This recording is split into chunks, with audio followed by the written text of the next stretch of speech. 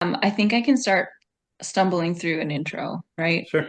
Yeah. It's it's Copperhead season, or it's Copperhead season somewhere, as Jace liked to say last time. Thanks for joining us. This is a number five. It's Copperhead season number five. Um, Not to be confused with Mambo number five. Um, Today we have Jake Reber and Joe Hall joining us to collaborate. This is an online um, collaborative reading series. Collaboration is interpreted however the participants would like to interpret it. This evening, I believe Joe will be reading first, and then Jake will be reading, and then they will be doing a collaboration together. Um, First off, to start us out, Joe, do you want to tell us a story about snakes? And then I'll take Yeah. the helm Yeah. back.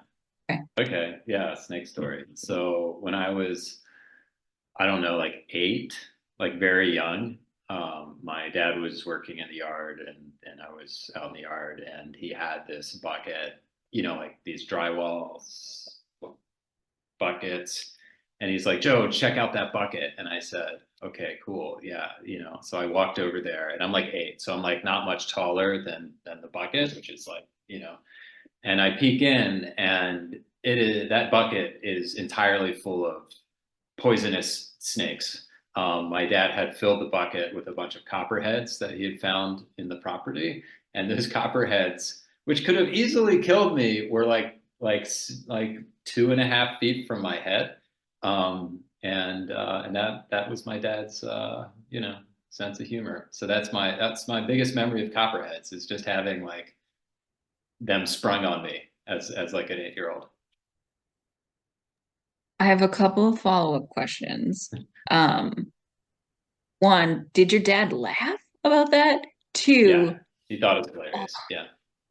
um, how did the Copperheads feel about that? Three, what was done with the Copperheads after they were used to frighten you as a small child? This is a good question. I think I'd have to find out. I wouldn't be surprised if they killed them because, they weren't like, like animal rights people. And because they were really deadly. Uh, yeah. What was the second question? The second question was, how did the Copperheads feel about that? Like being in a Oh, oh, bucket all together. uh, Like I feel like that's not, ugh, yeah. probably not how they like to be. I bet they didn't love it. I would imagine. I bet they were probably pretty angry and riled up at that point. Yeah. And like when I looked in the bucket, they were not chilling. They were like slithering around in a big like snake mass. Yeah. Yeah. A lot of Copperheads in that area then, Yeah. Oh apparently. yeah. Yeah. Yeah. Yeah. He had found a Thank- nest of them and was like, what will I do with this nest of copperheads? A hilarious prank. Yeah. wow. Thanks, Joe, for that terrifying story. Um, so the very first iteration of this reading was not collaborative, but it's Copperhead season number one.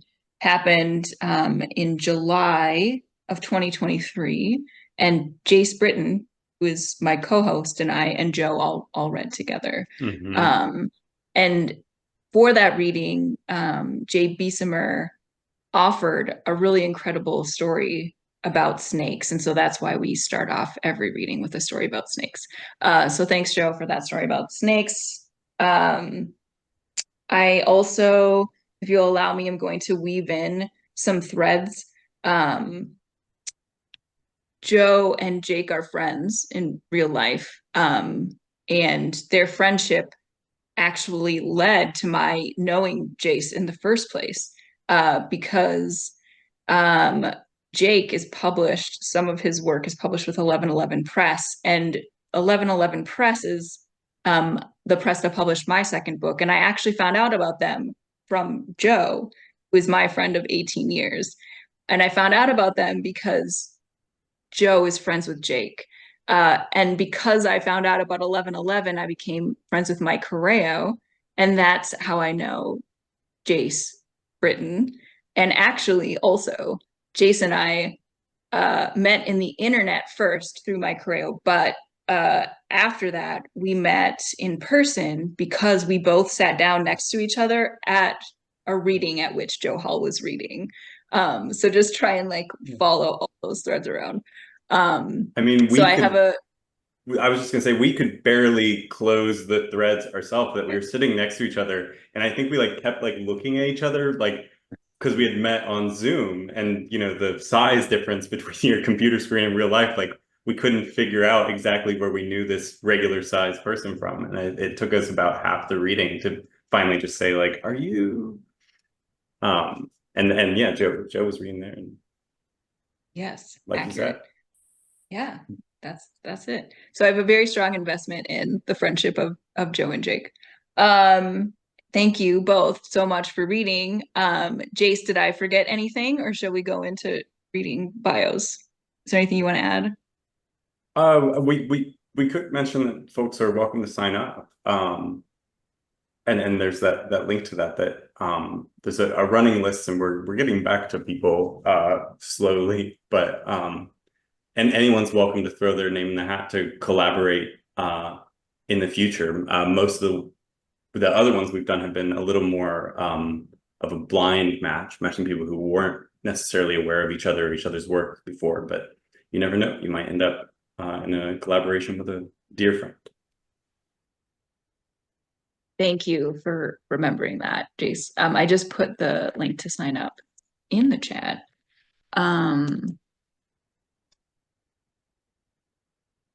So there's that. And now, without further ado, I will introduce Joe. Joe will read, Jace will introduce Jake, and then they will do their collaboration. Okay. I lost my spot. Here we are.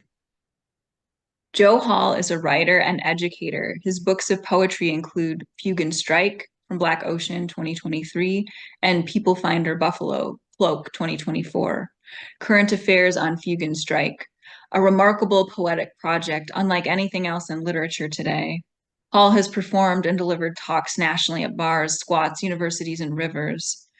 Protean, Postcolonial Studies, Mercury Furs, Best Buds, Collective Dollar Bills, and an NFTA bus shelter have all featured his writing. In Buffalo, he has taught community-based poetry workshops for teachers, teens, and workers. Please help me welcome Joe Hall. Okay. Well, thank you. Yeah, thank you, Danica. Right, we've known each other for so long, and I really appreciate your long friendship and relentless enthusiasm for my work. And Jace, thank you for working on this event and for giving me and Jake, the opportunity to collaborate. We've been friends for a long time, and our friendship really solidified during the pandemic, where we would just sit in a park and drink beers, as long as it was above freezing, with a couple of other friends. So it's nice to actually concretize that in poetry. I'm going to start with a poem that's dedicated, to everyone struggling for liberation, however they're struggling from settler colonialism, neocolonialism, and US-led imperialism. And in particular, it's for the people of Palestine and Lebanon. And I wrote it in response to an invitation to write a poem for a zine that's sort of a local zine, and they wanted work, and they're going to sell it to raise funds for Palestine. So I only read it, I think, one other time in public, and so this will just be the second time I've read it. It's called Who's Intifada, and it's got a little epigraph. Every past labor input is in principle part a war or a structural genocide that was a value relation in itself, and that's Ali Kadri. So here's the poem. It's Easter Sunday. What are we doing to send the butchers of Al-Shifa to hell? Who is throwing eggs shattered against the nerveless steel of the Merkava tank liberals have placed on their tongue? What bunched bud, what eye opens to leaf, apple, tree, fig, olive here in Palestine, Lebanon there, in the empty lots of Buffalo, the periphery of the core? Who will hurl New York Times news racks into the street and turn to you with the most tender touch? Who holds the phone to frame another atrocity selfie? Who will publish poems as fig leaves over genocide denied? Who will let their poems be published as fig leaves for genocide denied? Who soldiers post themselves leaning on stolen walking canes while off Yemen's coast a British ship burns brighter than any idea? Who dove into the wreck in blush blue, steady respiration, gliding downward in a seal-like suit into cold where the carapace of a warship that shelled Gaza a century ago looms? What diver breathes, precious bubble in the crushing envelope of the ocean life to irrigate themselves? What diver places a hand on the barnacled flank of an artillery shell, salvage in service to liberation? What waters are desecrated by having to bear 500-pound American bombs? What warmth and depth and steadfastness of the earth? Who gave the order in what administrative office to bring in cops to beat up kids to keep this genocide going? Why dozens of cop cities on the assembly line? Why a tank squatting before the armory facing the blacktop where the neighborhood balls? Who cuts the engine, lets the boat drift, ride, crest, and furrow, and looks at dawn spreading its web across the crinkled Mediterranean? Who hefts the hope of a fishnet in occupied waters? Who hauls the wings of an M9 Reaper drone onto the lacerated shore? Who will place a red triangle pointing down at Kibbutz's condo schematics projected over the crushed geometries of home? Who will refuse to naturalize or attach any filigreed patriotic sentiment to this kicked around scaffold for empire called the Midwest? Who is doing the slow and steady work of bearing witness to their own survival? Who has seen the second officer of the second Al-Shifa massacre deliver his report facing a wall? Who will quit? Who will infiltrate to jam or annihilate? What could British oil interests have possibly done to deserve this? When will a pink-red triangle point down at the pig in my head? Who will stop American Poles from signing bombs, smiling wide as skulls, set before a mic for cross-examination? Who is the fighter sighting their RPG on a sniper sighting a nurse? What will you do when the genocidaires and their apologists play for your sympathy? Or ask for your vote? It's Easter Sunday. Can peace on earth resemble peace on earth?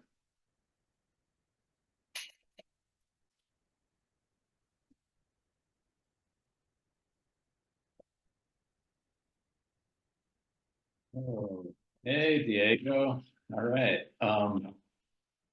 So, I initially set this reading up, asked to be a part of this so I could help like advertise my book and some readings from it. This came out with Cloak and Mike Rayo's press. And it's a book about Buffalo. And, I'm going to read some poems from it. Some of you have probably heard these before, but for those who haven't, Buffalo is a place where the information infrastructure has largely collapsed and people have fewer ways of knowing about their city, which makes it hard to get together and mobilize. And in this way, Buffalo is not much different than many other small and mid-sized cities. So part of what I hope to do with this book for my city is just keep some of that information and stories in circulation. So these poems are about some of the most garbage people and organizations in Buffalo. And it's kind of a crude book. You can see my spasmodic settler brain at work in the poem, given how it fails in its imagination. But anyway, it names names following the poet Brandon Shimoda's idea that what those whose violence is sheltered by the current power structures, what they desire in regard to what they've done is the gift of oblivion, just being forgotten. and you know, you won't know the names. Well, about half of you will know the names actually. But if you don't live in Buffalo, you can fill in the names of members of your own city and county power structure in this order: racist developer, white supremacist sheriff, crime panic business association, killer cops, and developers, right? And so here we go. I'm going to read a stretch from this one. 1. Can't dream the economy because it's good. They might repo the economy. Your bet is good. Can't dream because the economy is. They might repo your good dreams. The economy is can't dream because you good, the bad, the hat. To get a second economy, make the rent. That the body dream can be free. We're all economies. Somebody are free. The common in that freedom economy communion. Only dream in that repo. Freedom in that freedom repo can only be. 2. Carl P. Key hangs out at JT's fungus mouth. JT's normie horror value cube urban / JT's Carl P. JT's Carl Palladino hangs out at the dismal horizon of stage 4 Italian gentroids. You can 905 Elmwood Bar Fight. And that's just down the street from Jake's house. 3. Sheriff Tim Howard arrests Tim Howard for murder and spends the night looking the other way as Tim Howard knocks Tim Howard's head against the hardness of the Erie County Holding Center, whispering, murderer, murderer, murderer. 4. The Allentown Arts Festival finds Allentown too queer, trans, butch, and non-binary and lodges a zoning complaint to evict Allentown from Allentown so Allentown can quietly be plaqued in a dead, appropriately affluent Oregon. 5.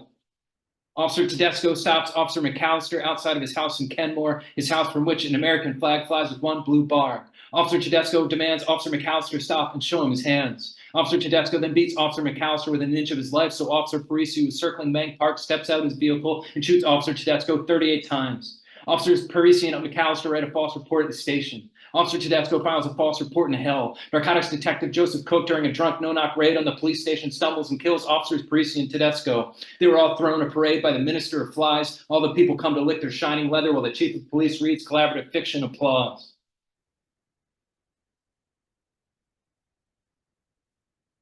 I feel sheepish making the usual banter I make after reading this because everyone's already heard it except for Mike and Diego.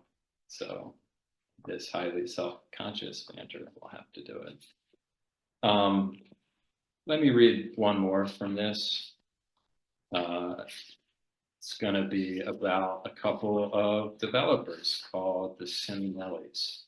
Some of whom went to jail, or one of them went to jail really briefly, and then was acquitted by, I think, like a Trump-appointed judge. So this is called Louis and Paul Simonelli Developers. Simonelli by Simonelli from Simonelli by Simonelli from Simonelli on credit. What might be food flies into beds and trees, porches. 30-year-old Kenmore cake baking ovens fly from Simonelli into Simonelli, from Simonelli to Simonelli. The big nothing, 58.9 million into nothing. Simonelli asked for more millions to pour into official looking emptiness. Simonelli must walk a Simonelli on houses. Simonelli the void, hungry to change the rules so Simonelli can inhale more of the homes bleeding from the pinata of the city. The void Simonelli waxed on the day of his sentence / release into the artificial extended downtown graveyard. Simonelli summoned from Simonelli from a river bend and broken stones of a city-owned parking lot, and repeat until Buffalo is a lonely concrete dome. Simonelli gropes through bleeding his memories into the terrible black hole that is his brother. Simonelli drags like a lead ball through every empty street, every empty house, every empty book, every locked door printed with the sutra for rent, the only for rent one. You for rent may know for rent is yourself for rent. Simonelli for rent, for rent, for rent.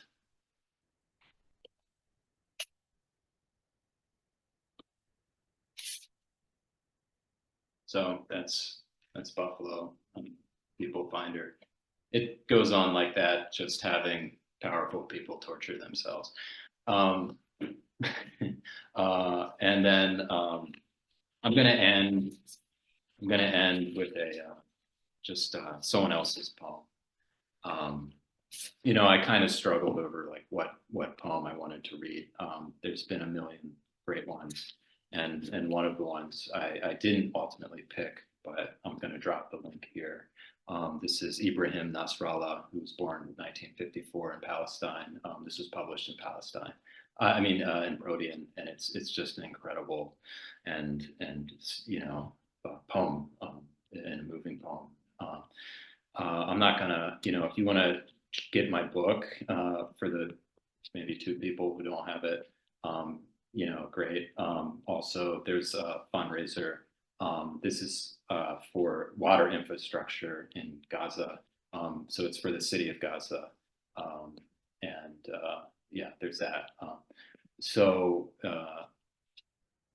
there is the final poem I'm going to read is, you know, I was rereading it. It's June Jordan's Apologies to All the People in Lebanon, and I don't know. It's just like the voice in it is so incredible. And she wrote this in I think 83 or 84, following Israel's invasion of Lebanon, and we're experiencing that. I mean, we're not we, but like, you know, I guess we're in June Jordan's position of being Americans witnessing this invasion. But again, like Israel is bombing Lebanon, invading the southern Lebanon. Yeah, and systematically destroying the medical infrastructure as well. Although oddly enough, like today I was reading this book, and somebody mentioned, you know, that the first atomic bomb that the United States dropped, you know, wasn't just on Hiroshima, but it was specifically like detonated over a hospital, and that was one of these sort of like hideous historical echoes. Anyway, this is June Jordan's Apologies to All the People in Lebanon. So it's there's a dedication here, dedicated to the 60,000 Palestinian men, women, and children who lived in Lebanon from 1948 to 1983. So that was June Jordan's dedication. I didn't know, and nobody told me, and what could I do or say anyway? They said you shot the London ambassador, and when that wasn't true, they said, so what? They said you shelled their northern villages, and when UN forces reported that was not true because your side of the ceasefire was holding since more than a year before, they said, so what? They said they wanted simply to carve a 25-mile buffer zone, and then they ravaged your water supplies, your electricity, your hospitals, your schools, your highways and byways, all the way north to Beirut, because they said this was their quest for peace. They blew up your homes and demolished your grocery stores and blocked the Red Cross and took away doctors to jail, and they cluster bombed girls and boys whose bodies swelled purple and black in a twice the original size and tore the buttocks from a 4-month-old baby. And then they said this was a brilliant military accomplishment, and this was done, they said, in the name of self-defense. They said that is the noblest concept of mankind. Isn't that obvious? They said something about never again, and then they made close to 1 million human beings homeless in less than 3 weeks, and they killed or maimed 40,000 of your men and your women and your children. But I didn't know, and nobody told me, and what could I do or say anyway? They said they were victims. They said you were Arabs. They called your apartments and gardens guerrilla strongholds. They called the screaming devastation that they created the rubble. Then they told you to leave, didn't they? Didn't you read the leaflets that they dropped from their hotshot fighter jets? They told you to go. 135,000 Palestinians in Beirut, and why didn't you take the hint? Go. There was the Mediterranean. You could walk into the water and stay there. What was the problem? I didn't know. Nobody told me, and what could I do or say anyway? Yes, I did know it was the money I earned as a poet that paid for the bombs and the planes and the tanks that they used to massacre your family. But I'm not an evil person. The people of my country aren't so bad. You can expect but so much from those of us who have to pay taxes and watch American TV. You see my point. I'm sorry. I really am sorry. So that's the Jordan poem. All right, thank you. I think I used all my time. Sorry about that.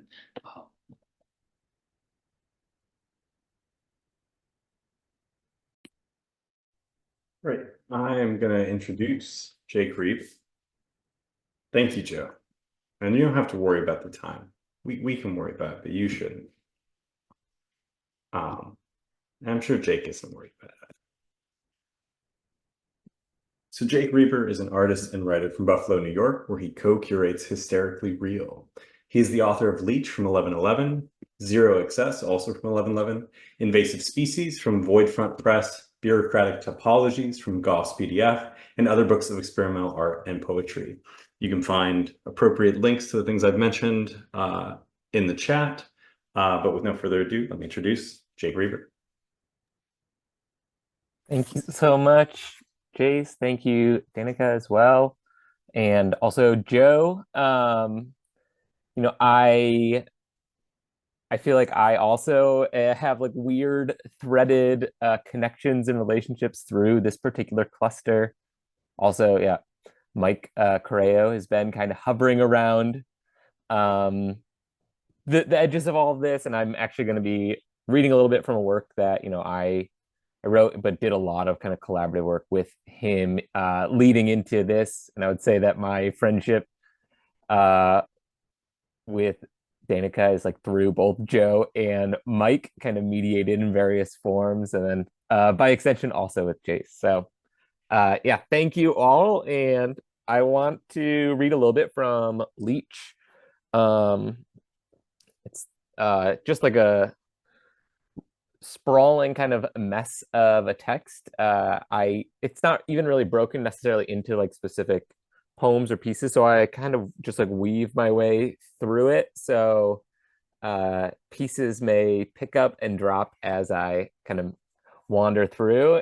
And after we get through this, then we can get into some space death. So um, I'll keep this probably pretty brief.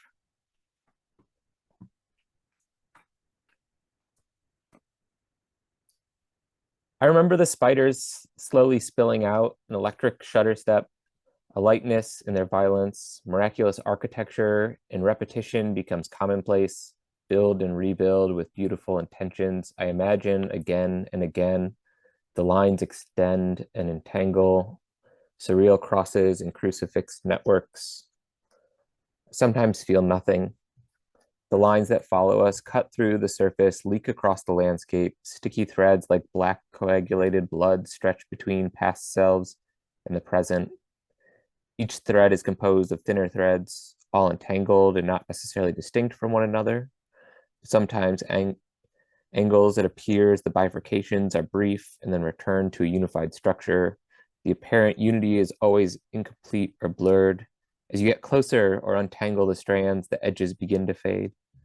A viewer also begins to fade when closing in on the gaps, and they are not present here and elsewhere, always. Screens and light scratching optic nerves, more threads, weaving varied electrical pulses, trembling visions and divine sensations, black oil aliens and ink stains.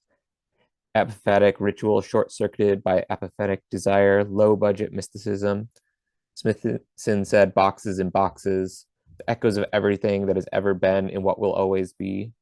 The screams of the dead haven't stopped and only get louder as their numbers grow.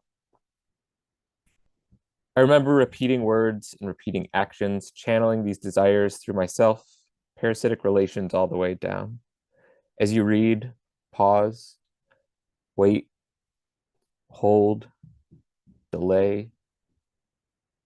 Consider the silent communications inscribed into the page and allow them to rest before floating into the dark corners of memory, and linger or do nothing and go wander outside in another potent silence. At some point in 1972, I laid on the street covered with a canvas sheet and a set of road flares. The sheet obscured my vision, only revealing shadows and soft light. The air was hot and stale. Eventually, some bystanders assumed I was dead and called emergency services. Shortly after, I was arrested. I also dug a massive ditch, performing some honest labor in 1979. It reminds me of a time I worked in a cemetery. This ditch was not in the cemetery, but the weight of death always lingers when digging down. I also tried to breathe underwater for 5 minutes. I attempted to inhale the velvet liquid. A group gathered to watch. In 1976, I sent a large group to the third floor of a building. Up there, I placed a television which had television monitors showing them the ground floor with a live feed running. I lit a fire on the ground floor. Some say the fire was seen on the feed. Others say it wasn't seen. Either way, there was a fire. So they had to trust their eyes or trust the reality of the fire.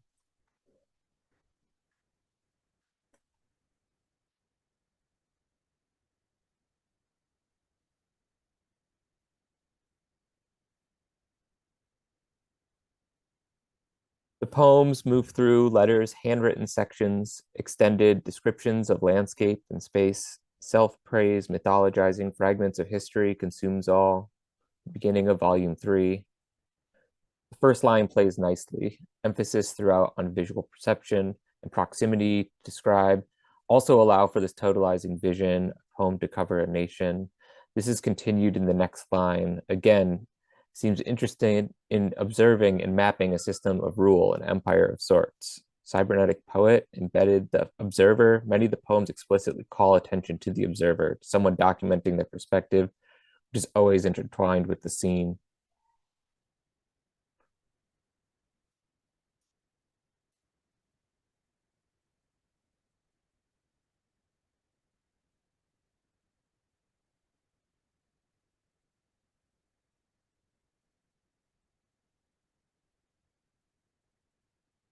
I stare into the bluish blur, weird erotic readings and cybernetic tentacles and deep tactile descriptions. I feel you crawl across the ridges of my brain. I recall those moments as subtle sensations in the absence of cinematic memories spliced into mental screens.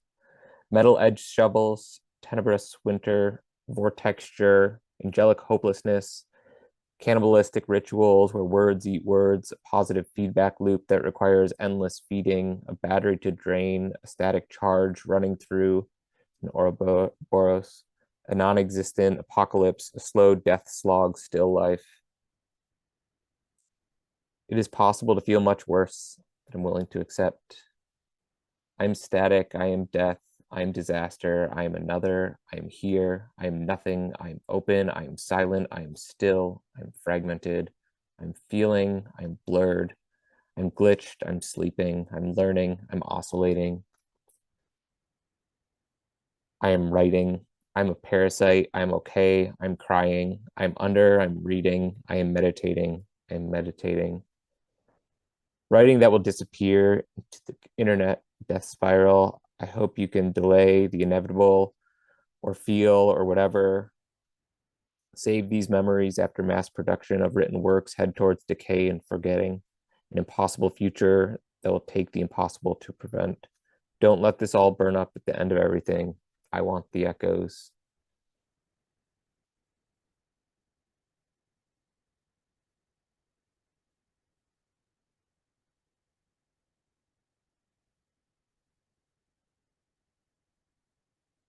A medium dissolving, bouquet and blur, synthetic bliss, the sliding glass door, a plastic tree under spotlights, a slightly damp patio, vapid realities, breathe deep, hold for everything to take shape, a thought on the edge of the river, fall in, get out, silvery pools, echo chambers, and fiber optic.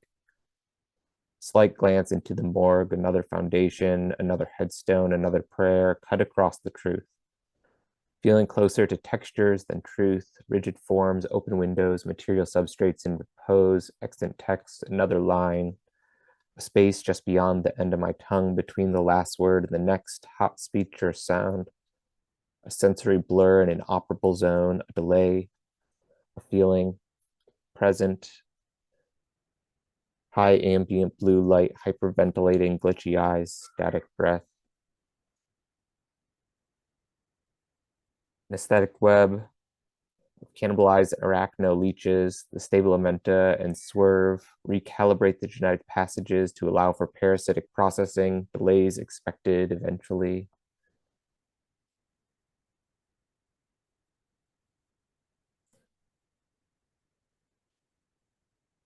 I remember the cut, blur born once, medical grade scissors, a hope or prayer, all the same and not, rhythmic distortion and calm, sleep postponed, delay echoes. See the sky begin to shift. If you leave it up to the reader, they can kill you. I remember when we connected our mouths and took in each other's exhaled breaths until we had used up all of the available oxygen. 17 minutes later, we both fell to the floor, unconscious, our lungs having filled with carbon dioxide. Other memories include sitting on a chair on a pitched roof until I fell, one where I was hanging on a branch until my grip gave out, and I fell into a stream, and a memory in which I rode my bike into a canal.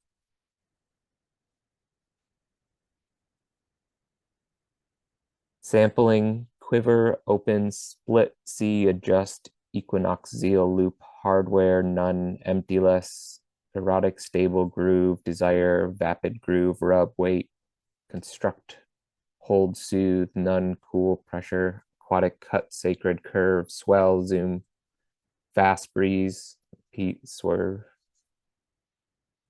I remember sitting in a field, watching the sun in total silence, feeling less. I remember sitting on the roof, staring at the cemetery, uneven lines of headstones, a slight tilt, spiraling around trees and other life.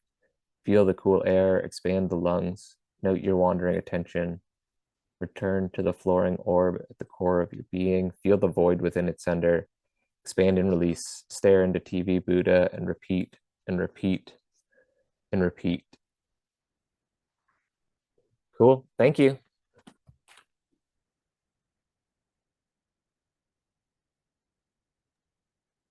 I love that so much. Thank you. I don't think I realized as you started reading, I don't think I've ever gotten to see you read. It was so interesting to like hear Leech without looking at it. Okay. Thank you both so much. And I also forgot to say at the beginning that you make all the flyers for its Copperhead season, and they're amazing. And thank you for doing that, Jake. Okay. So now you're gonna do Space Death, Death Space. Joe and Jake. Okay. Proceed. And there will be time for questions at the end if people want to ask questions. Cool. Yeah. Joe and I have put together a messy game, right? I guess it's still in process as a game right now. You will be our first testers trying to navigate your way through this world. So this is also the first time that Joe and I have actually tried to put this in motion, because we've been pulling all the pieces together and trying to conceptualize how those would work. So you all get to experience it in all of its chaos at the same time as us. So I'll share my screen so you can kind of see some of the pieces, and then we can kind of dive into it. Joe, I guess we'll also figure out how we're moving through it as we do it.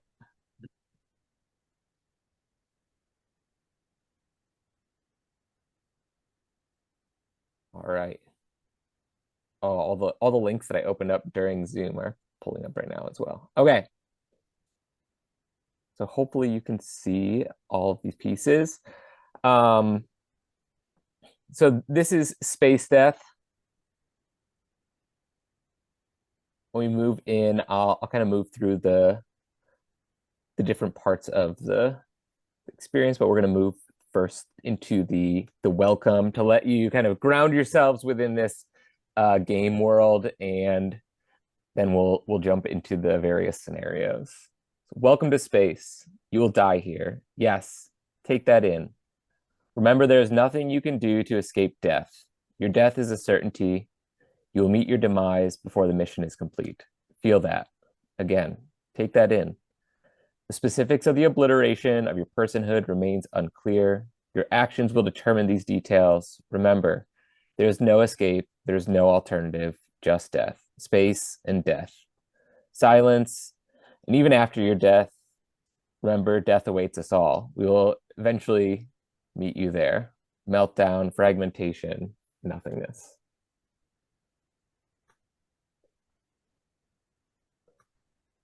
All right. So I'll walk you through the various scenarios, and what you'll have a few options, and if you're willing to participate, if you would like to select which of the options in the scenario you think we should choose. I'll say once we hit 3 votes for a particular option, then maybe we'll pull the card that corresponds to this situation. And you will meet your first space death. Scenario 1. These long distance burns aren't cryosleep. In fact, half of you are up at all times performing routine maintenance. Where do you want to start? 1, recalculate cargo to fuel ratios. 2, check engine motor. 3, inspect waste removal port. All right. Waste Joe, removal. Yeah, here, let me pull up the card as you're doing it. The waste removal port on the exterior seems to be malfunctioning. As the mechanic, you are required to resolve these issues. You put on your vac suit, do a quick test, tether in, and head out into the darkness. You slowly remove the framing bolts, and the excrement begins oozing out. It accumulates in grotesque orbs and then starts congealing on your vac suit. You notice the stench within your suit. The seals fail, allowing your interior to fill with shit and piss. Eventually, the oxygen levels drop, and you die. This has a terror level of 8, a pain level of 3, and your status is now a bloated corpse. Congratulations. Would you like to try again, or would you like to be reborn and encounter a brand new scenario? Tell us in the chat.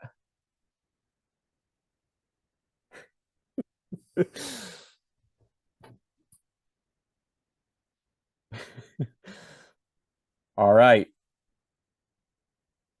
We'll move into scenario 2. We can always return as another being and try these all again if you'd like to find a better death.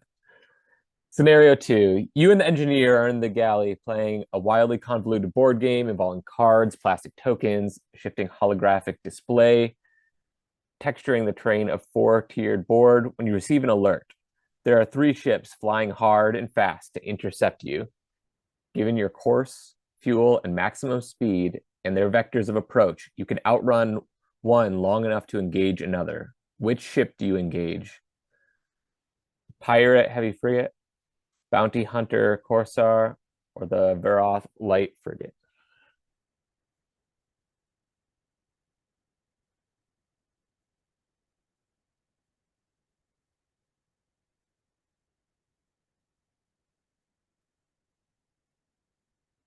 We have 2 going for the bounty hunter. 3? Oh, cool. All right. Joe, let me pull up the bounty. Purposeful exposure to alien pathogen. Terror level 6, pain level 2. The situation is desperate. Your drive is dead, and a boarding party of bounty hunters from the mid-range systems is sticking blasting charges on the med bay door. You were supposed to transport the stolen alien molecular sample for further study at a stealth facility on Callisto. The rumor was that upon inhalation, it rapidly changed human cellular structures. It was like supercane plus steroids times 10. Now in the med bay, you know the hunters won't waste fuel and oxygen on you. So what the hell? You tap in the code to disable the sample containment field, twist in the 2 keys to unlock the sample vault, take the petri dish from the coolant billowing vault, uncap the petri dish lid, and die. Congratulations. This is a terror level of 6, pain of 2. And your status is incinerated biohazard. Would you like to play out the scenario again, or would you like to be reborn?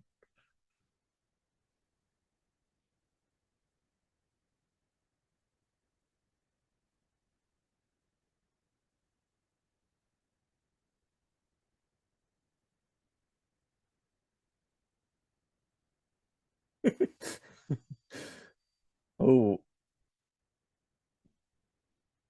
another try on scenario 1. Okay, we'll return. You have a new crew. You're a new entire being. So where would you like to start this time? Did poorly with our waste removal, unless anyone would like to experience that again.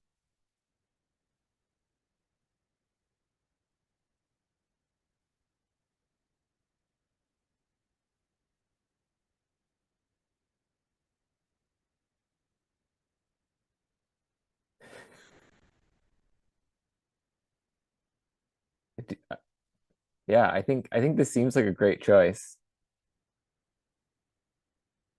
All right. Joe all pulled up. Excess cargo. The ship's cargo exceeds capacity. The system determines what can be excised, only holding the most valuable and necessary materials. As the access door is closing, it gets jammed and the cargo bay begins to open. The vacuum slowly drags the crew out with the excess cargo. Without vac suits, everyone is shredded through the extreme force. You are dead. Congratulations. It says a terror level of 6, a pain level of 8. Your status is meat noodles.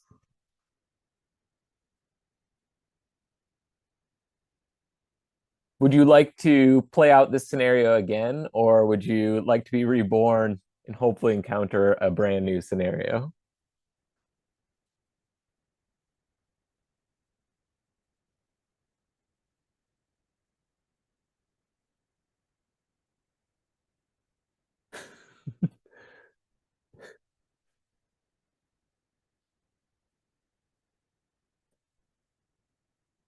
Yeah, it that is horrifying.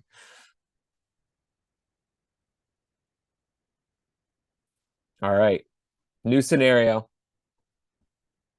Scenario 3. You've completed one successful mission and are reassigned as crew commander. You're the only new addition to the redeployment. And this is your first time overseeing all components of a mission. How do you plan to guide the crew and manage your new role? Take charge and rule with an iron fist, or you build healthy and cooperative relationships with your team, attempting to face the challenges of this inhospitable environment?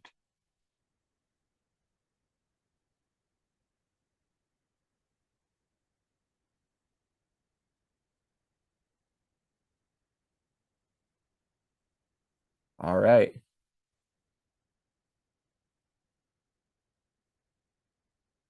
Totally unexplainable death. You die. There is no explanation. Congratulations. It has a terror level of 10, an unknown pain level. Your status is corpse. Would you like to play again or encounter a new scenario? It really doesn't seem fair. But the one thing we know about space is that it's, yeah, endless death.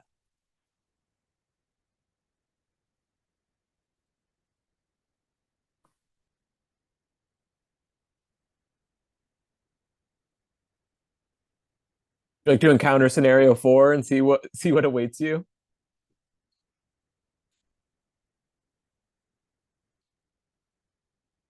All right.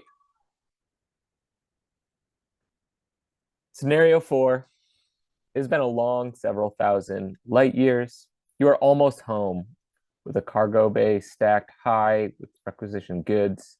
You are hungry, but also curious about the contents of a small, polished octagonal crate. What do you do?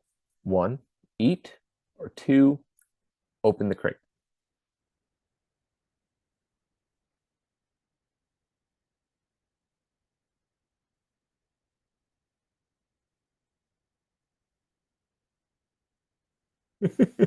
Oh, I like that. All right. It seems like we need to experience both of these in some sort of like multiverse kind of experience where we're taking both paths simultaneously. All right. What do we have? The crate.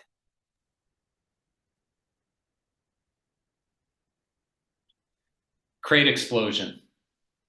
You divert power from the main drive into life support, which seems to keep oxygen pumping hard enough through the cabin vents, though the hull around the blast hole is buckling and O2 reserves are dropping fast. You can feel your lungs, the burning branches of your alveoli. So you twist your helmet on as the ship shudders. You think maybe the helmet isn't fully threaded into the seal. Oh well, that sphincter punched into the bulkhead is vacuuming the ship dry, and you've already yanked open the overhead panel for the torch and patch plates while the ship shudders again. You power up the torch, its nozzle flicks blue. You suck in a sharp breath, clopping towards the hole. The ship shudders and jerks. It has taken on a strange counterclockwise rotation. You risk a glance behind your shoulder. Where there should be a bulkhead, there's the black ocean of space. It's flecked by debris. It's like you're breathing metal filings. Then you die. Congratulations. It has a terror level of 8, a pain level of 7, and your status is debris. All right, you have all elected to encounter your second space death that will be experienced simultaneously along with the one you were just experiencing, which was the choice to eat, correct?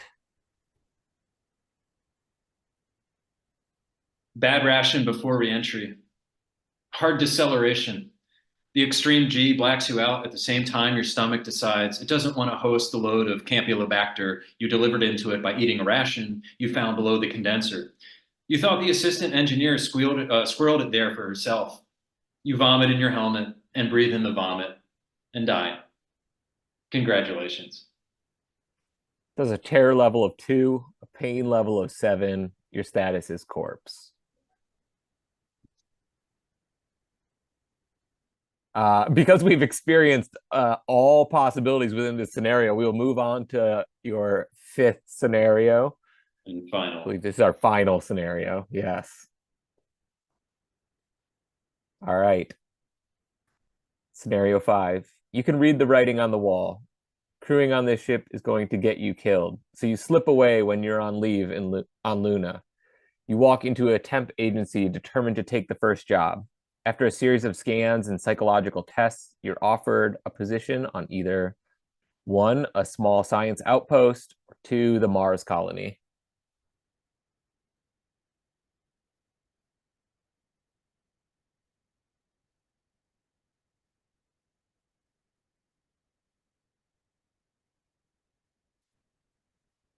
What would you prefer?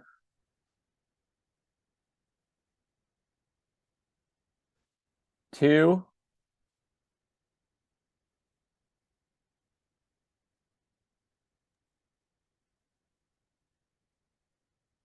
All right. Mars colonization, sickbay, LC Mars Colony 3. You heard Colony 1 came too soon to survive the radiation lingering from the wave of nuclear blasts LCCO used to speed the terraforming processes. And you also heard that Colony 2 no longer hosted human life after an atmospheric regulation pump catastrophically failed and everyone's blood boiled out of their bodies. LC spokespeople claim that this was the result of negligence on the part of a filter tech. Leaks from engineers suggested that due to pressure from an executive team, a fatally flawed oxygen filter pump was rushed through its safety tests in a simulated Martian environment. And now you're in the sick bay of Colony 3. Turns out radiation levels are still approaching fatal. Used twice anti-cancer injector pens litter the flooring of the sick bay. The chairs are stained with people-shaped smears of red dust, so the cameras are always angled up as your halo-lit co-colonists do second or third takes of the monologues uploaded to appear live. Monologues that will pay enough for what almost all of you have decided you want, a down payment on a seat to the next shuttle home. While, through a post-injection haze, you prepare your monologue for all your dedicated viewers on Earth, the sick bay starts buzzing with the rumor that during the design of Colony 3, the ALCI CEO personally cut plans for the bay to include a morgue or the storage of human remains, which is why you've been piling bodies in the greenhouse. A small sound like a bolt through a barrel of a hatch. You've learned to recognize when the diagnostic drone is booting up and that you need to be very still. Its indicator light blinks from blue to red. You've never seen that before. A week later, you're all dead. The diagnostic drones pack you into refrigerated lockers on a shuttle. 7 months later, your cadaver is on Earth at LCHQ. As a kid, you were always paranoid that if you flossed too hard, the tape would cut through your gums and into the bones of your jaw. Now you're getting vivisected for further study. Congratulations. It has a terror level of 6, a pain level of 6, and your status is cadaver. So yeah, that's our game. I'm glad Yeah, the congratulations all folks. If we've learned anything, it's don't go to space. Hopefully. Very simple message.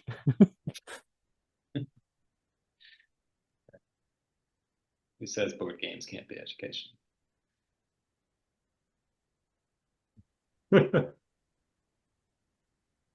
Thank you, Jake and Joe, for killing us all. So many times, killing us all so many times. That was really fun. Part of me just wants to keep playing, like make more cards for sure. We would like to eventually, something for all of you to think about in your we want to make the game designed so that you are trying to arrive at your ideal death scenario. There's no way to escape death, but based on your own preferences, you may prefer something with much higher or lower pain levels, and the ratio to pain and terror may determine some of those things.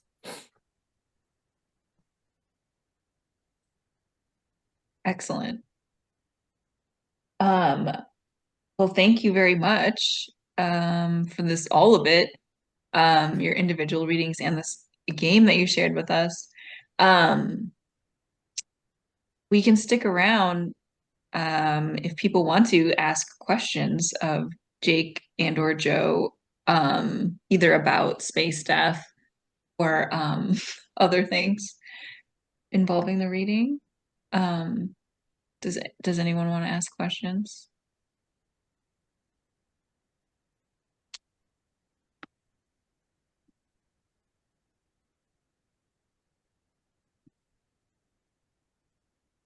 Did we die? Oh, sorry, Danica, are you? No, I was just gonna like ask a question if no one was gonna ask a question. Yeah, go ahead. Go ahead. Okay. I would like to know, like, I'd like to hear more about this game. Oh, bye, Cheryl. It was good to see you on the internet. Um, I want to know like how long you've been working on this game and like where the idea came from. And just sort of like the process of working on it, which is really 3 questions. But do you want to talk more about the game? Is basically what I'm asking.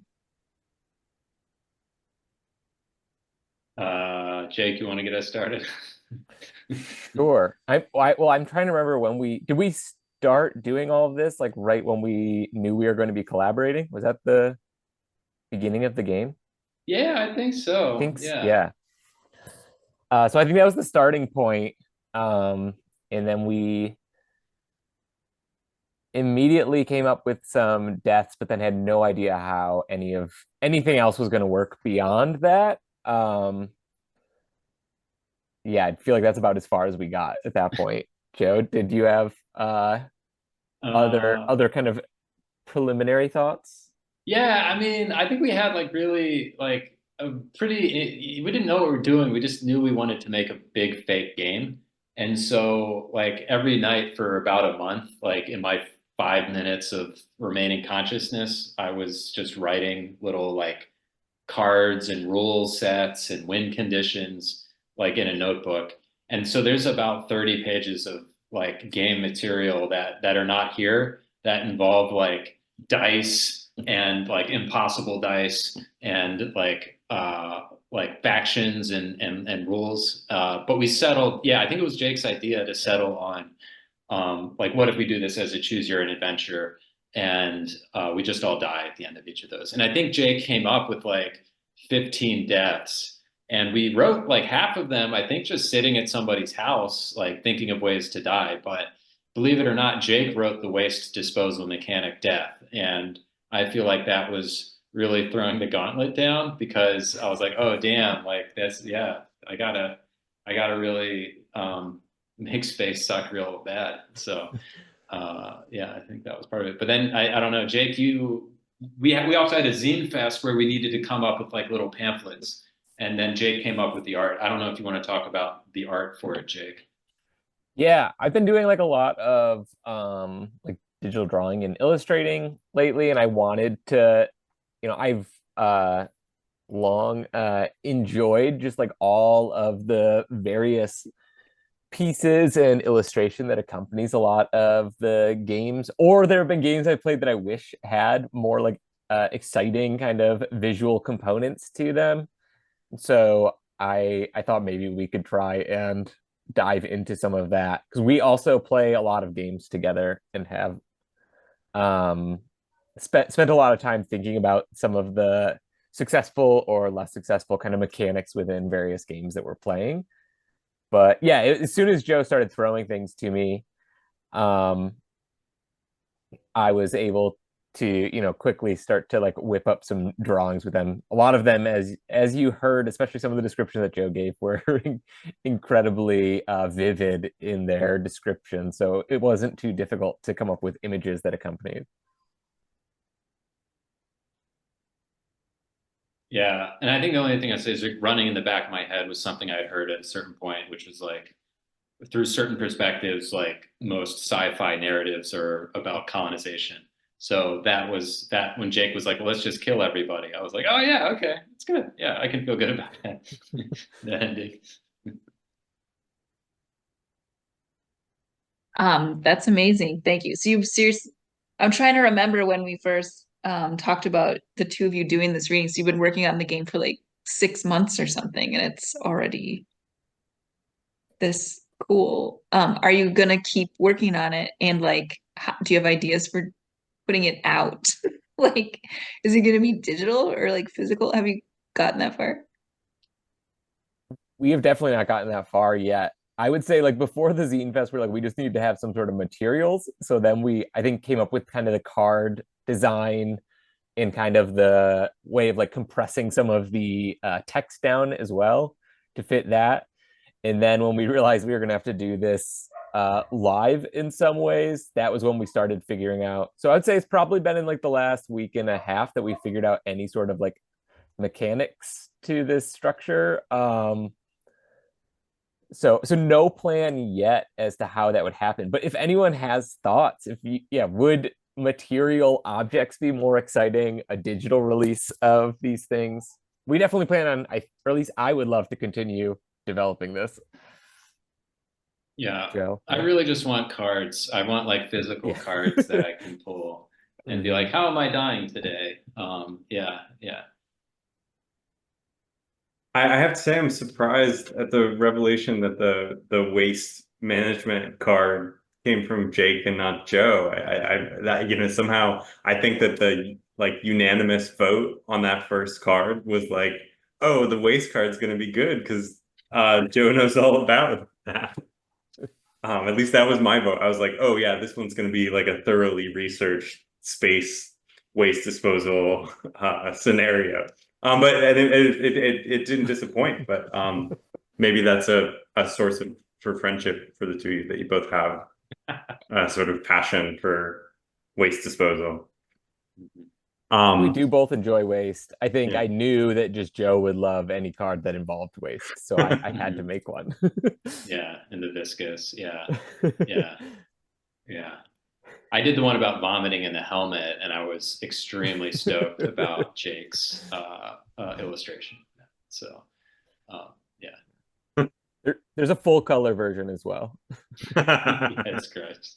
It's really gross.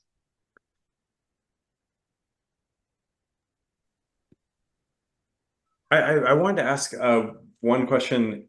I was thinking about when Jake was reading about how visual a lot of your work is, Jake, and that I felt like some of the pauses when you were reading it were sort of like navigating, that those design elements, and I think about that with Joe's work too. That in some of those pieces, like some of the syntaxes, the repetitive syntaxes of the questions, for example, having read that book, I know that like that creates a visual on the page that maybe is part of like your like vertiginous kind of reading style, or like an echo, a visual echo of that style. And so I'd just be interested to hear each of you talk about, you know, how visuals figure into either your composition process or just how you think about your poetics in general.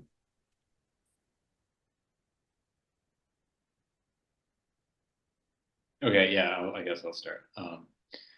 Yeah, I mean, for me, it's becoming more of a way to shape how I read, and I think it was just a great fortune to have Mike Correo work on People Finder Buffalo, because Mike was willing to explore the design in ways that like I don't know, you know, like I wouldn't have otherwise. And if you look at the poems, like towards the end of the book, you know, once I knew that Mike was designing this book, like the first ones I wrote, like, you know, before, and they're just sort of like flush left. But once I knew Mike was going to be, it was going to be in a book in large format, like I could start to move across the page and use the page to score it a little bit more.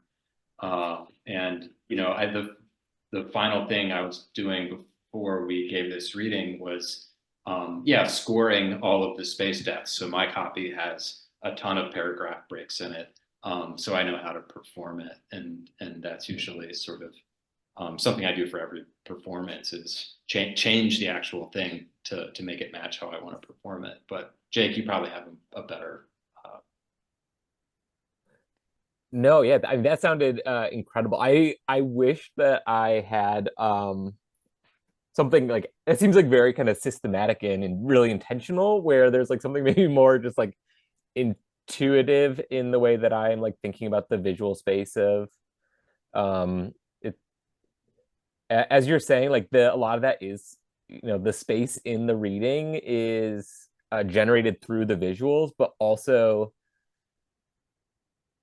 in creating, I mean, like this is just like a really bulky text that is, large portions are just like purely visual. And I would say even some of the sections that are like a little bit more dense with the text, I'm like thinking of the text more tactilely than I am even necessarily from the level of like meaning making, or sometimes even like sound starts falling out of that too. But it creates like a certain amount of like auditory space as well. I guess, yeah, I'm like interested in the kind of silence that can be produced through some of those visuals.